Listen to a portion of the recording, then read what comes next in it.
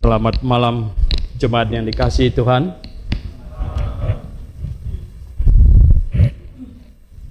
Hari ini sesungguhnya adalah hari yang paling patut direnungkan dan hari yang paling menyusahkan hati Tuhan sebenarnya. Hari di mana tadi lagu yang kita nyanyikan, yang abadi harus turun untuk menjadi manusia dan mengalami sebuah tragedi yang luar biasa. Kalau menurut Rasul Paulus, tidak ada siksaan yang lebih berat dari yang ditanggung oleh Tuhan Yesus. Tidak ada. Mungkin dia tahu waktu itu. Paulus sangat tahu. Waktu itu dia sebagai musuh. Mungkin dia di belakang dari plot bagaimana Yesus harus disalibkan. Sehingga dia tahu tanpa disengaja oleh Pilatus. Akhirnya Tuhan Yesus menerima sebenarnya berlipat-lipat hukuman. Karena penjahat-penjahat yang lain yang diputuskan di pengadilan dihukum mati, ya hanya disalib dihukum mati. Tapi Tuhan Yesus sebelumnya dicambuk dulu. Karena Pilatus berpikir setelah dia menyerahkan Yesus untuk dicambuk habis-habisan, orang Yahudi akan puas dan kemudian melepaskannya. Dan ternyata tidak. Mereka menuntut dia harus mati. Dan sebelum itu sebenarnya Tuhan Yesus juga sudah dihukum secara agama. Di rumahnya imam besar, dia sudah dihina, ditempeleng dan lain sebagainya, semalaman sampai pagi, dan akhirnya penolakan terjadi secara agama imam besar, kemudian penolakan terjadi secara kerajaan Herodes. Kemudian di hadapan Pilatus penolakan bersifat seluruh kebangsaan.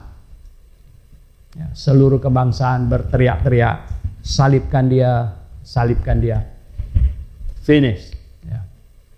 Luar biasa. Makanya ini adalah hari yang sungguh-sungguh luar biasa sekali. Ada banyak atau beberapa bagian Alkitab yang saya ingin ajak baca, tapi kita berdoa terlebih dahulu. Bapa di sorga, kami hari ini mengenang Juru Selamat kami, Yesus Kristus. Allah yang menghampakan diri, mengosongkan diri, menjadi manusia. Demi menyelamatkan kami orang berdosa menjadi manusia dan menanggung hukuman yang seharusnya adalah bagian kami. Tuhan, terima kasih. Terima kasih. Sungguh ini seharusnya menggetarkan hati setiap manusia. Tetapi banyak orang tidak menganggap ini serius. Sudah 2000-an tahun ini berlalu. Dan kami yang di ruangan ini sangat bersyukur. Bagaimana Injil bisa sampai kepada kami. Dan kami bisa diselamatkan. Sungguh Tuhan, jikalau kami mengenang penuh dengan anugerah, pertolongan-Mu, pimpinan-Mu, kami mendengar Injil, dan Tuhan sungguh Sungguh kami patut sangat bersyukur atas kasih-Mu yang amat besar.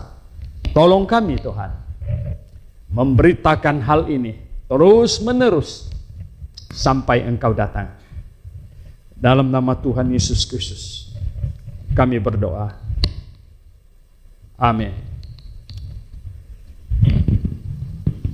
Supaya kita tidak pulang terlalu malam, saya hanya ingin menyampaikan 3 poin saja. Poin yang pertama, mengapa kita merayakannya Rabu malam? Ini setiap jemaat Grafe harus dapat menjawab orang. Bahkan setiap jemaat GBIA harus bisa menjawab orang. Bukan asal-asal jawab, tapi betul-betul bisa menjelaskannya dengan baik. Anda harus mencari tahu. Anda harus berusaha. Anda harus sungguh-sungguh melatih diri bahkan untuk menjelaskannya. Supaya jadi sistematis. Supaya poin-poinnya jelas. Karena apa? Karena kita tidak mau melakukan sesuatu yang bersifat dusta. Dan kita tidak mau mengulang-ulangi dan ikut ambil bagian di dalam dusta bahwa Yesus disalibkan pada hari Jumat. Padahal bukan. Padahal bukan. Nah, ini orang Kristen harus paham. Orang Kristen harus sangat paham. Sejak saya kecil, anak remaja, saya memang sudah sering banyak bertanya, mengapa Yesus berkata dia akan di dalam perut bumi seperti dalam perut ikan, kondisi Yunus 3 hari 3 malam. Tetapi mengapa kalau disalib hari Jumat, Minggu subuh-subuh para wanita pergi sudah tidak ada? Itu mustahil 3 hari 3 malam. Dihitung bagaimanapun juga tidak bisa. Sejak saya anak remaja saya bertanya terus. Sampai di Amerika saya baru kaget. Kenapa? Karena kenapa di gereja ini nggak ada acara Jumat Agung? Saya tanya. Kenapa tidak ada Jumat Agung? Mereka tertawain saya. Saya bilang kenapa? Nah, siapa bilang Yesus disalib hari Jumat? Hah? Nah, saya mulai mencari tahu.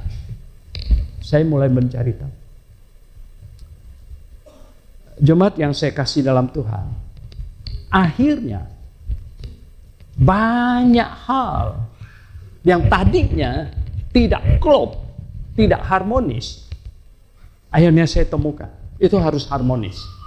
3 hari 3 malam ini tidak mungkin boleh meleset, karena ini omongan Tuhan. Omongan Tuhan tidak ada yang meleset. Kemudian yang mengusik rasa ingin tahu lagi adalah apa? Lukas 23. Kalau Anda buka di Lukas 23, ya. Lukas 23 di ayat yang ke-56. Di ayat yang ke-56, ya. Dan setelah pulang, mereka menyediakan rempah-rempah dan minyak mur, dan pada hari Sabat mereka beristirahat menurut hukum Taurat. Jadi Lukas mencatat mereka menyiapkan rempah-rempah, membeli dan menyiapkan rempah-rempah sebelum Sabat. Sebelum Sabat. Lalu mengapa di dalam Markus pasal 16, kalau Anda lihat di Markus pasal yang ke-16, ya, ayat 1, setelah lewat hari Sabat, Maria Magdalena dan Maria ibu Yakobus serta Salome membeli rempah-rempah untuk pergi ke kubur dan meminyaki Yesus setelah lewat Sabat. Ya. Bagaimana orang yang mengejar kebenaran, punya rasa ingin tahu, tidak terusik? Ada ayat yang berkata sebelum hari Sabat, ada ayat berkata sesudah hari Sabat. Mereka menyiapkan rempah-rempah. Ini nggak benar ini. Bagaimana bisa begitu? Bagaimana bisa begitu? Bagaimana ada? Jadi perempuan menyiapkan rempah-rempah sebelum pas sesudah Sabat. Kalau sudah begitu. Nah, puji syukur pada Tuhan. Yohanes digerakkan oleh Tuhan untuk menulis. Ya. Di pasal yang ke-19, Yohanes pasal yang ke-19 di ayat yang ke-31 di situ kasih tahu, ya. Karena hari itu hari persiapan. Persiapan Paskah, bukan persiapan Sabat rutin. Supaya pada hari Sabat, hari Paskah maksudnya, ya. Itu mayat-mayat itu tidak tinggal tergantung pada kayu salib. Ini hari raya. Mereka tidak mau hari raya Paskah ada mayat yang tergantung-gantung di situ. Sebab Sabat itu, ya Sabat yang itu adalah hari yang besar. Jadi ini bukan Sabat hari Sabtu, tapi Sabat hari besar. Ya. Ini Sabat Paskah, bukan Sabat Sabtu. Ya. Jadi akhirnya kita tahu sekarang para pemimpin gereja di abad keempat dan seterusnya menetapkan Yesus disalibkan pada hari Jumat hanya karena mereka membaca Yesus disalib menjelang Sabat dan mereka langsung menyimpulkan Sabat di situ Sabtu. Maka mereka mematok Jumat Yesus disalib. Akhirnya semua ayat yang lain yang nggak cocok nggak usah dibaca, ya, nggak usah diperhatikan. Nggak boleh. Orang yang mencari kebenaran tidak boleh begitu. Mengapa? Mengapa perempuan bisa menyiapkan rempah-rempah sesudah Sabat dan sebelum Sabat? Mengapa bisa begitu? Akhirnya Yohanes membantu. Berarti perempuan-perempuan itu menyiapkan rempah-rempah, menyiapkan sesudah Sabat besar yang Paskah dan sebelum Sabat rutin yang hari Sabtu. Ya. Lagi pula di Matius pasal yang ke-27, para imam-imam pergi menghadap Pilatus untuk meminta menjaga kubur Yesus. Hari apa mereka pergi minta? Yang kira-kira ada buka kantor. Di situ persoalannya. Nah, jemaat yang saya kasih dalam Tuhan. Akhirnya kita dapatkan bahwa Paskah besar, hari besar Paskah itu yang jatuh sebenarnya kalau kalender Yahudi itu 15 Nisan. Itu adalah hari Kamis. Hari Kamis. Jadi hari Rabu itu adalah 14 Nisan. Yang di dalam kitab Keluaran diperintahkan sembelih domba pada sore hari. Nah, Yesus saat itulah putus napasnya jam 3, 14 Nisan. Persis ya 1500-an tahun lalu di Mesir, orang Yahudi sembelih domba, darahnya dipoleskan di pintu, itu sore hari. Dan Yesus putus napas saat itu. Yaitu hari Rabu jam 3 sore. Jam 3 sore sampai jam 6 ada 3 jam. Ketika Yusuf Arimatea dan Nikodemus lihat sudah mati. Ya. Dan 2 orang penjahat belum mati. Kenapa? Karena 2 penjahat itu nggak disiksa. Ya nggak mati mereka. Mereka seger. Cuma dipaku aja kaki sama tangan kan nggak mati-mati, betul nggak? Gantung di situ, hahu gitu. Tapi Tuhan Yesus kenapa cepat mati? Loh, dia semalaman udah dihabisin sama mereka, plus lagi sudah dicambuk lagi 40-an kali. Ya. Dan berdarah-darah habis semuanya. Dipakaikan mahkota duri. Anda tahu kepala ini kalau luka ini darahnya ngucur ini. Ya. Dan akhirnya Tuhan Yesus mati, duanya belum mati dipatahkan kakinya. Dan Yusuf Arimatia sama Nikodemus lihat ini belum, oh ini udah mati.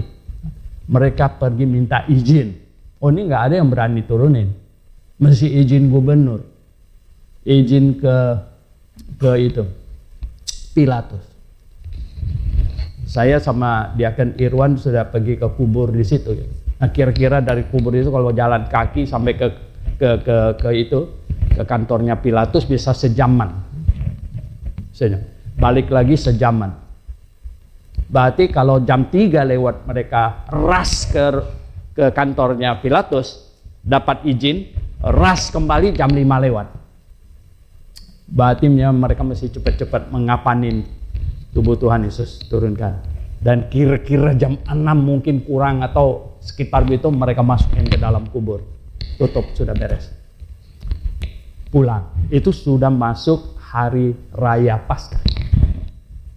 Hari raya Paskah. Nggak boleh berapa-apa lagi. Ya perempuan juga nggak boleh. Karena perempuan-perempuan itu lihat di mana Yesus dibaringkan. Mereka lihat. Dan mereka pulang. Nggak bisa bikin apa-apa. Paskah. Sampai Kamis malam. Ya, sore lewat. Nah, bebas. Hari Jumat itu hari bebas. Ya, jadi para wanita boleh pergi beli rempah, diulek-ulek segala macam, gitu. Atau diapain nggak tahu lah ya. Plus, ya itu imam-imam juga datang cari Pilatus. Ini mau supaya apa? Kirim pasukan jaga, gitu. Nah kemudian Jumat sore jam 6 lewat masuk Sabat biasa setiap Sabtu punya. Nggak bisa bikin apa-apa lagi. Istirahat. Sampai Sabtu sore. Jam 6. Baru bisa lepas. Jadi gini, Tuhan Yesus masuk ke dalam kubur Rabu sore sekitar jam 6. Kamis sore jam 6, 1 malam 1 hari. Jumat sore jam 6, 2 malam 2 hari. Sabtu sore jam 6, 3 hari 3 malam. Dan Sabtu sore sesudah jam 6, hitungan orang Yahudi sudah masuk hari pertama. Hari Minggu, hari pertama. Yesus bangkit awal hari pertama.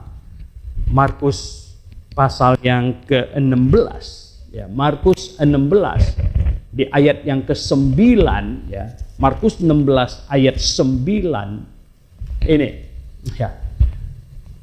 Setelah Yesus bangkit pagi-pagi pada hari pertama minggu itu, ini terjemahan sudah terpengaruh oleh jam kita.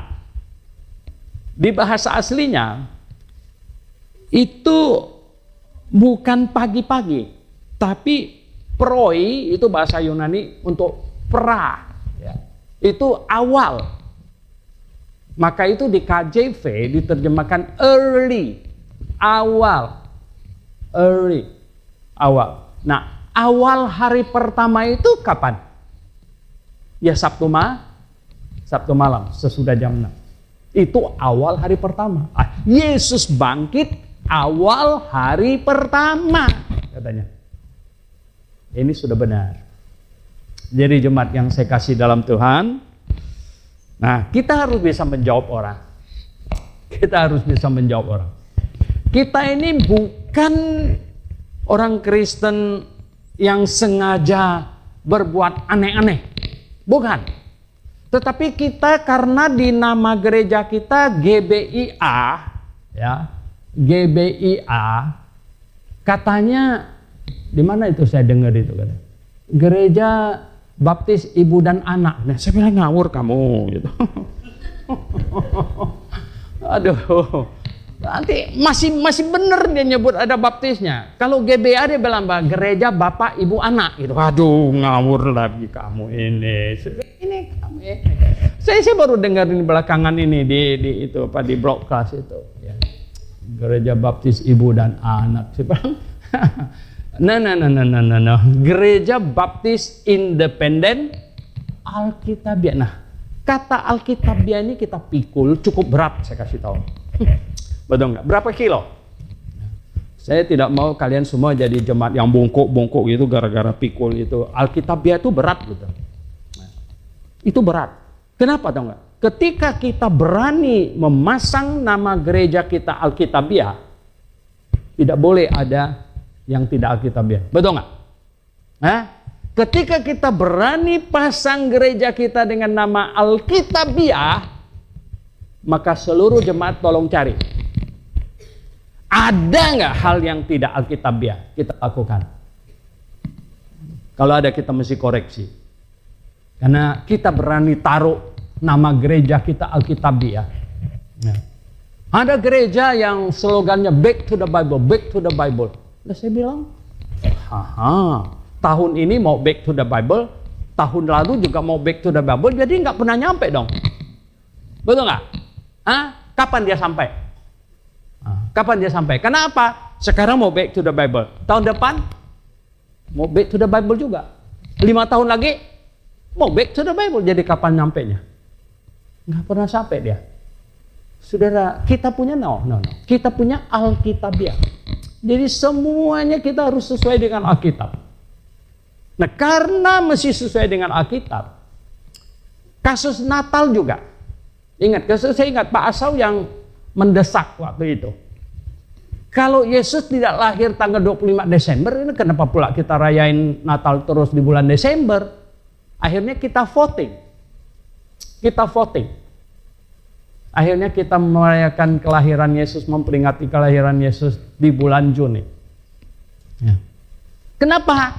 Kita koreksi. Itu tahun 2007. Kita pindah dari Desember ke Juni itu 2007. 2007. Voting. Ini kalau ada urusan besar di Garafa ini voting. Balik ke situ. Nah, makanya sekarang jemaat yang saya kasih dalam Tuhan Yesus, cari ada nggak hal yang kita lakukan yang tidak Alkitabiah? Ada nggak? Kenapa? Karena nama gereja kita pasang gereja yang Alkitabiah. Berarti semuanya harus sesuai dengan Alkitab. Nggak bisa tidak. Gitu. Nah, termasuk sekarang kita memperingati penyaliban Yesus Kristus di Rabu malam. Karena menurut Alkitab, Yesus disalibkan pada hari Rabu, bukan pada hari Jumat. Menurut Alkitab, bukan menurut saya. Saya hanya ikut Alkitab. Gitu ya. Kita ini semuanya ini pengikut Alkitab. Nah, itu harus difahami sama saya. Jadi, nah itu poin pertama. Anda harus ngerti ini. Harus bisa jawab orang. Harus bisa jawab orang. Ya. Karena ini penting. Kalau kita berani melakukan sesuatu yang berbeda dari kebanyakan orang lakukan, nggak heran kalau orang bertanya, betul nggak? Orang bertanya, loh kenapa kalian begitu? Kenapa begini? Kenapa begitu? Lah, kalau nggak bisa jawab bagaimana? Nggak bisa jawab gimana? Akan mempermalukan diri sendiri, mempermalukan gereja, mempermalukan Tuhan. Kita jadi malu. Tapi kita harus bisa menjawabnya. Harus bisa menjawabnya. Oke. Itu poin pertama. Poin yang kedua. Poin yang kedua adalah kita tidak disuruh melakukan hal-hal yang bersifat ritualistik. Kita disuruh untuk mengenang dan mencari tahu maknanya.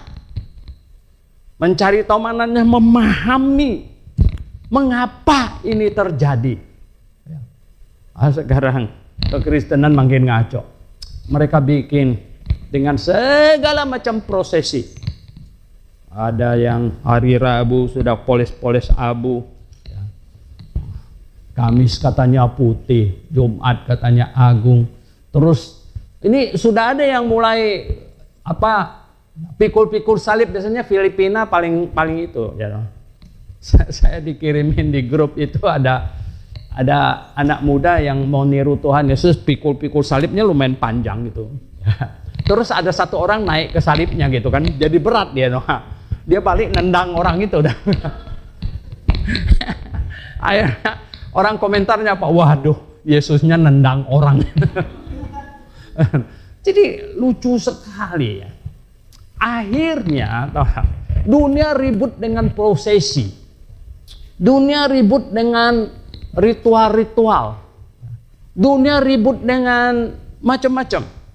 Tetapi maknanya salah. Maknanya salah. Nah, kita tanya sekarang.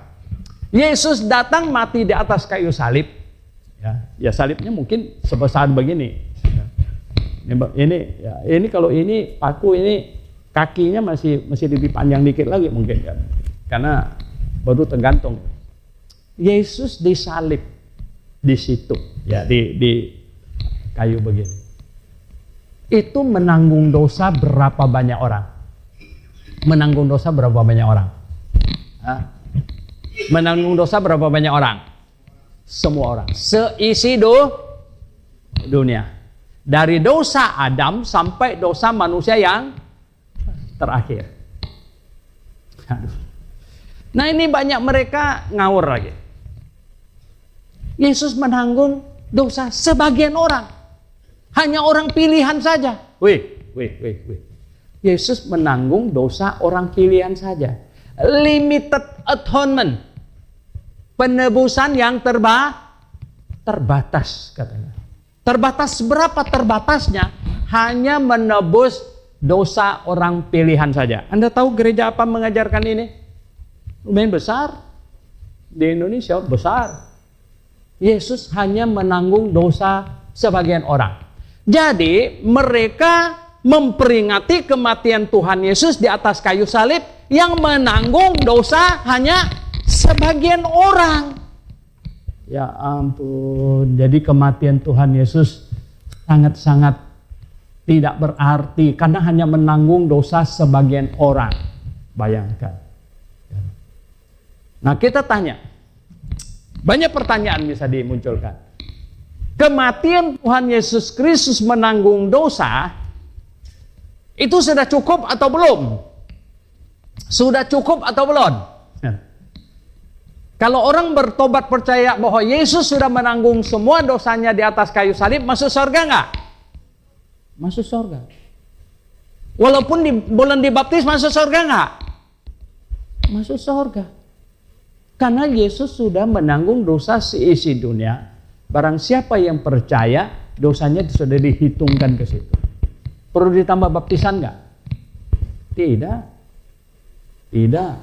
Nah, mereka yang menambah baptisan ini bagaimana ini? Menganggap bahwa kematian Tuhan Yesus menanggung dosa seisi dunia belum cukup. Perlu disempurnakan oleh pendeta untuk membaptis orang. Baru dia bisa masuk surga. Wih, kita bilang ini kacau. Ini penghinaan terhadap salib sebenarnya. Karena sesungguhnya sudah cukup. Tidak perlu ada penambahan lagi. Tidak perlu ada penambahan, sudah cukup. Karena Yesus Kristus menanggung dosa seisi dunia. Dari dosa Adam sampai dosa manusia yang terakhir. Bagaimana kita dihitungkan ke dalam di situ? Adalah pada waktu saya mendengar bahwa saya orang berdosa, maka saya mengaminkannya. Betul Tuhan, saya orang berdosa. Betul Tuhan. Ya, no excuse. Tidak ada perbantahan. Saya betul orang berdosa. Dan saya mengaminkan bahwa penyaliban Yesus itu untuk saya. Sayalah yang seharusnya dihukum di situ. Tapi Yesus menggantikan posisi saya dihukumkan di situ. Cukup itu. Cukup itu. Nah, coba kita baca 1 Timotius pasal 4. 1 Timotius pasal 4. 1 Timotius pasal 4 ayat yang ke-10.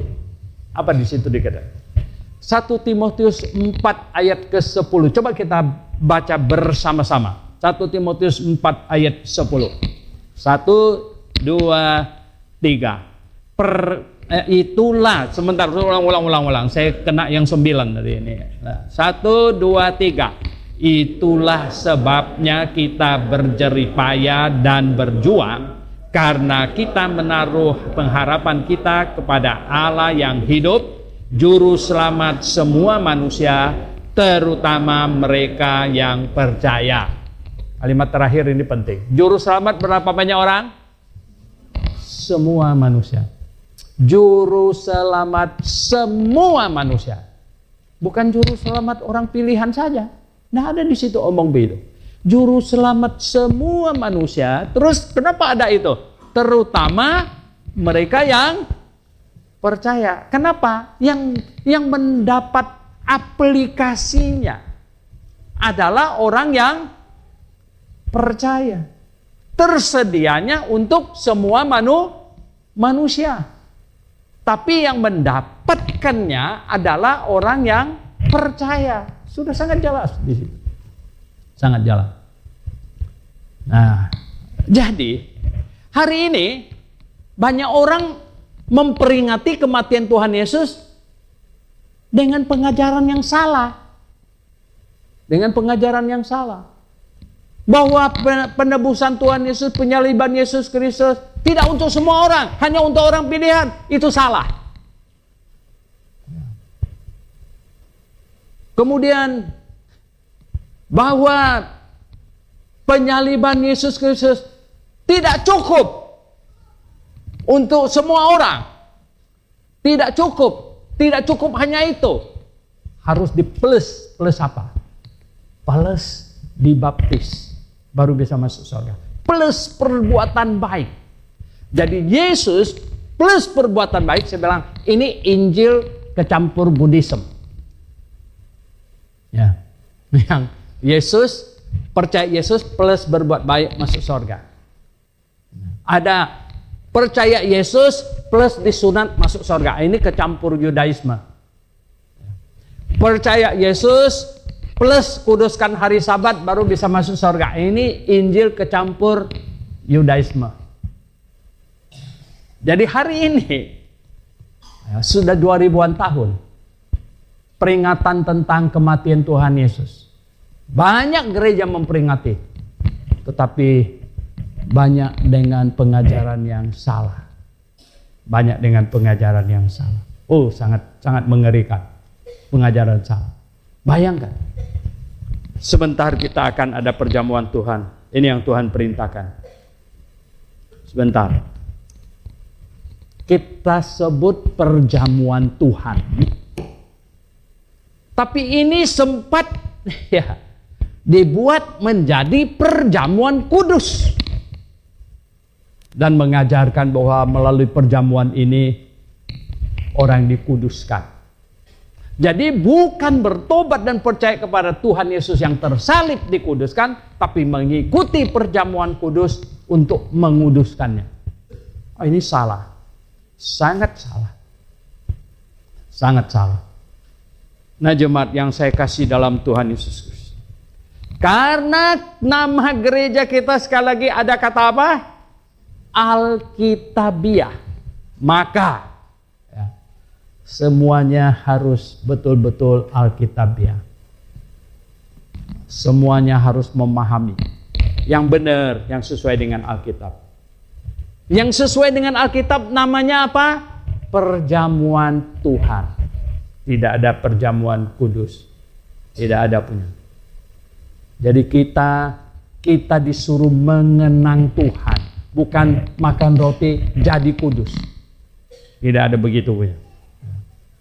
Kita mengenang Tuhan yang disalibkan bagi kita. Tubuhnya yang dicabik-cabikkan. Seperti roti yang dipecah-pecahkan. Darahnya seperti air anggur yang diperas dari buah anggur. Untuk mengenang Tuhan. Mengenang Tuhan. Dan Tuhan mau kita terus-menerus mengenang Dia. Pengorbanannya. Tuhan mau. Tadi saya baca Markus pasal 14, ini sangat sedih sekali. Saya sedih sekali membacanya. Murid-murid waktu itu sedih sekali. Tahu nggak? Dia bilang apa? Tuhan Yesus bilang apa? Ini salah satu dari kalian akan menjual aku. Yesus berkata, aku berkatamu sesungguhnya di antara kamu akan menyerahkan aku, yaitu dia yang makan dengan aku. Pada waktu Tuhan Yesus bilang, di antara kalian ada yang mau menyerahkan aku. Semua murid sudah sedih. Satu-satu tanya, bukan aku kan? Bukan aku kan? Ya. Enggak banyak, mereka cuma 12. Mereka cuma 12. Bayangkan, salah satu dari, akhirnya Tuhan Yesus kasih tahu, salah satu dari 12 kalian ini. Nah, maka ayat 19 dari Markus 14 sana, maka sedihlah hati mereka. Sedih ya, bagaimana enggak sedih? Gurunya bilang salah satu dari kalian akan menyerahkan aku. Mereka semua mulai, bukan aku kah, bukan aku kah, bukan aku ya Tuhan. Ia menjawab. Yang menjawab, orang itu ialah salah seorang dari kamu yang 12 ini. Dia yang mencelupkan roti ke dalam satu pinggan dengan aku. Makan sama-sama. Makan sama-sama. Akan menyerahkan aku. Anak manusia memang akan pergi sesuai dengan yang ada tertulis tentang dia. Jadi Tuhan Yesus memang akan mati, bahkan akan disalib sesuai dengan yang tertulis tentang dia. Akan tetapi celakalah orang yang olehnya anak manusia itu diserahkan. Adalah lebih baik bagi orang itu sekiranya ia tidak dilahirkan. Wow. Anak manusia memang akan pergi sesuai dengan yang tertulis di kitab Perjanjian Lama. Tetapi celakalah orang yang olehnya anak manusia itu diserahkan. Ada lebih baik bagi orang itu sekiranya ia tidak dilahirkan. Sekiranya ia tidak dilahirkan. Ya. Ada banyak keributan mengenai Yudas. Yudas masuk surga tidak? Kalau menurut ayat ini masuk nggak? Kalau masuk lebih baik dia dilahirkan. Kalau lebih baik dia tidak dilahirkan, masuk nggak? Tidak masuk. Tidak masuk. Loh kenapa? 3,5 tahun ikut Tuhan Yesus, kok bisa nggak masuk? 30 tahun atau 20 tahun jadi jemaat Grafe nggak masuk. Gimana ini? Nah, bangku yang didudukin aja udah berbekas, nggak masuk.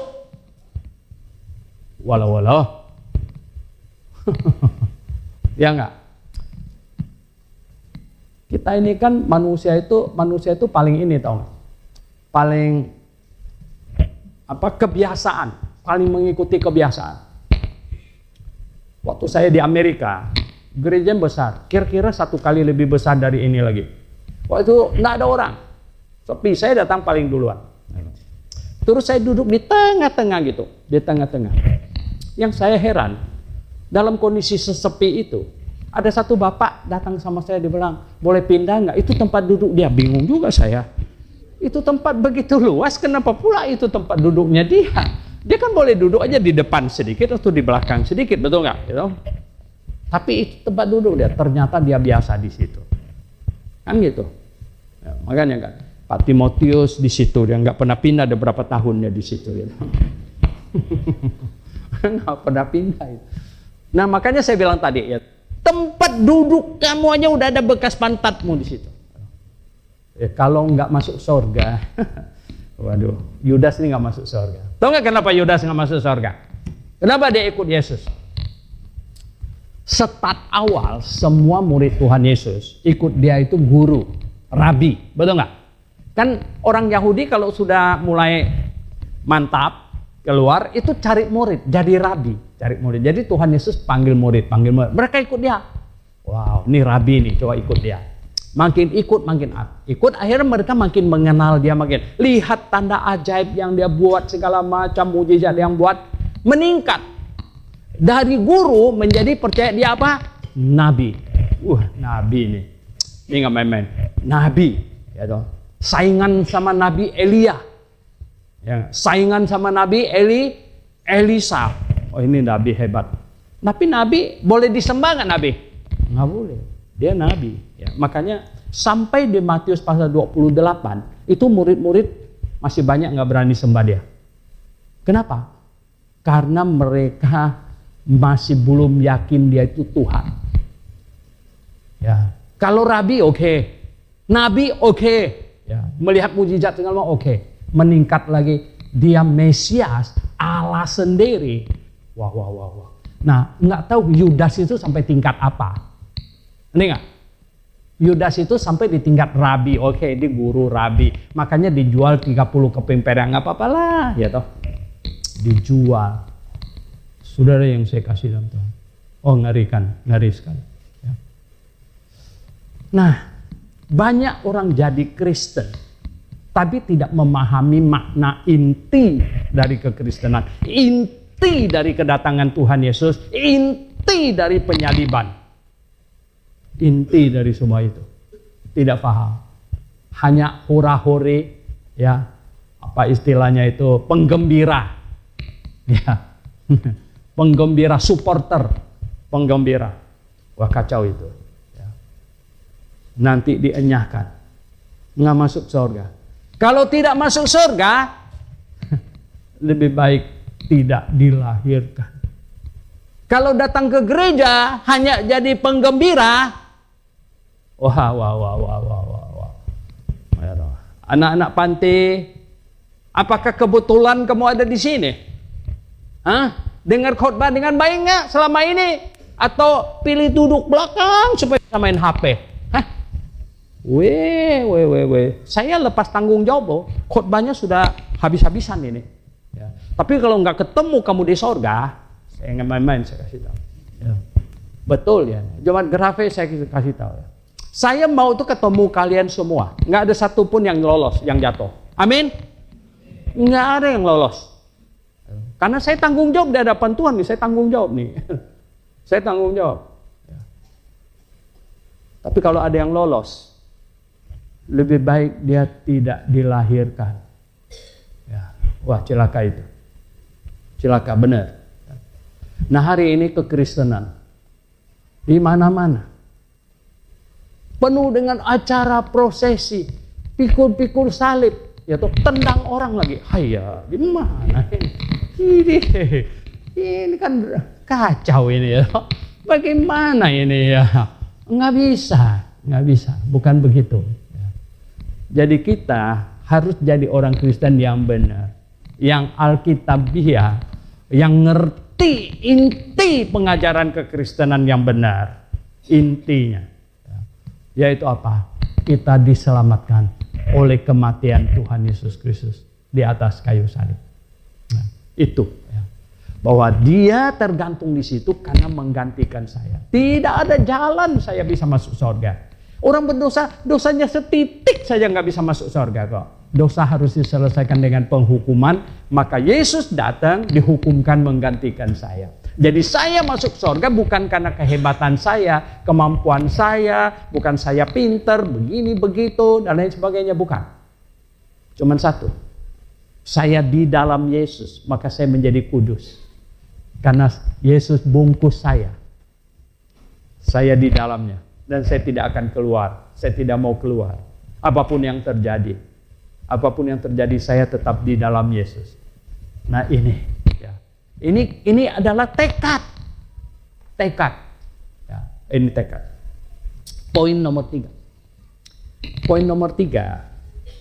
Coba kita buka 1 Korintus pasal 11. 1 Korintus pasal 11. Ya. Rasul Paulus berkata di situ, ya, ini yang biasa diucapkan pada waktu perjamuan Tuhan. Ayat 23 dari pasal 11 1 Korintus. Sebab apa yang telah kuteruskan kepadamu telah aku terima dari Tuhan, yaitu bahwa Tuhan Yesus pada malam waktu ia diserahkan mengambil roti dan sesudah itu ia mengucap syukur atasnya, Ia memecah-mecahkannya dan berkata, inilah tubuhku yang diserahkan bagi kamu, perbuatlah ini menjadi peringatan akan aku.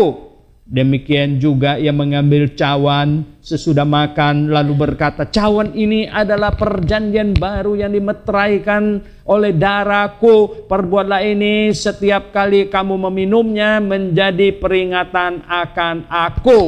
Nah, poin nomor 3 saya di ayat 26 itu. Sebab setiap kali kamu makan roti ini dan minum cawan ini, kamu memberitakan kematian Tuhan sampai Ia datang.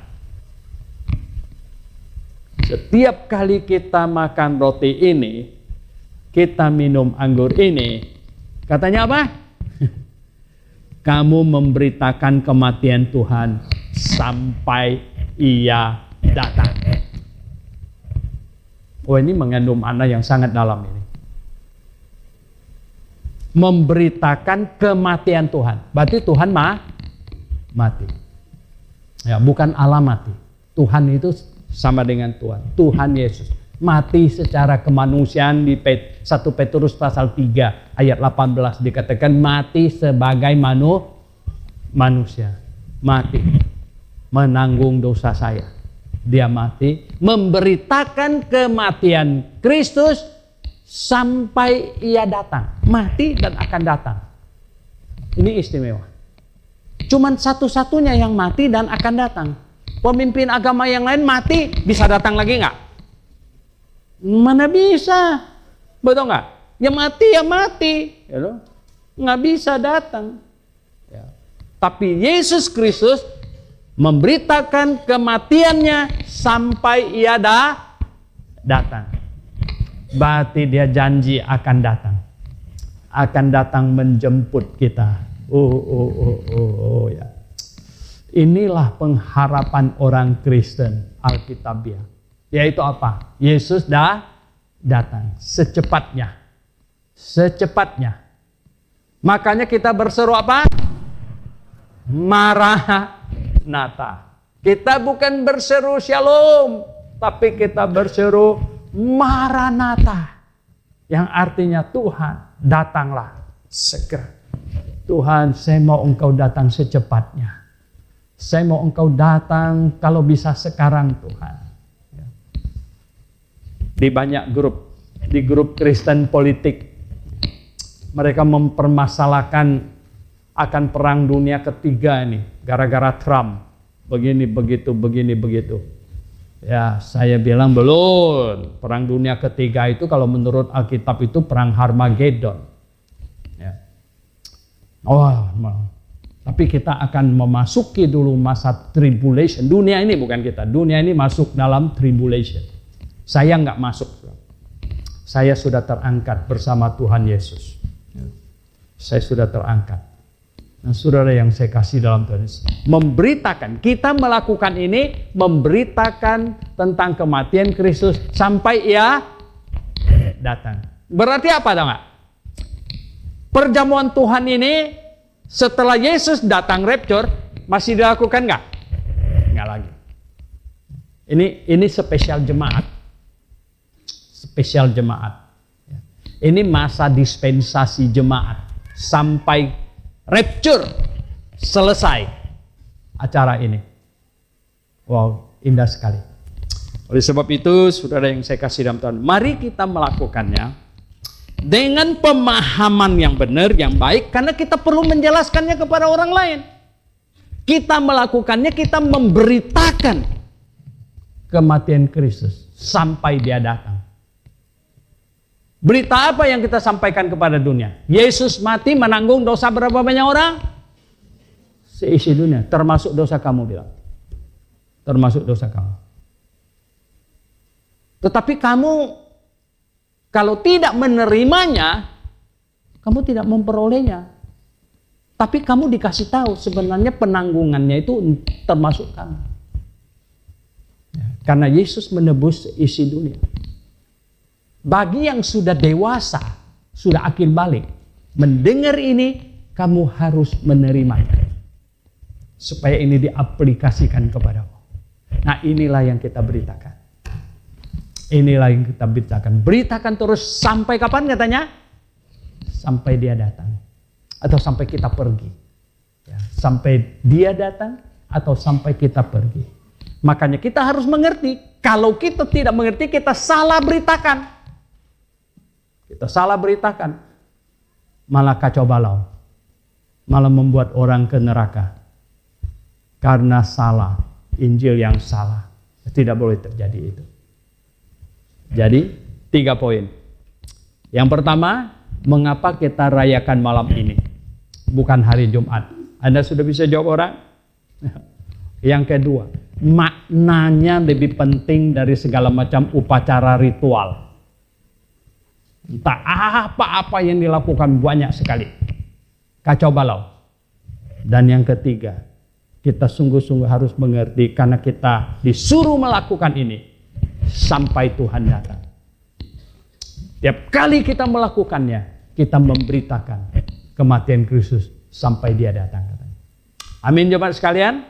Jadi tiap kali kita melakukan ini, kita voting sudah. Ini voting loh. 2 bulan sekali kita adakan perjamuan Tuhan. Dan ini malam spesial. 2 bulan sekali melalui voting. Dan malam ini spesial. Karena apa? Mengenang penyaliban Kristus. Oke, kita berdoa.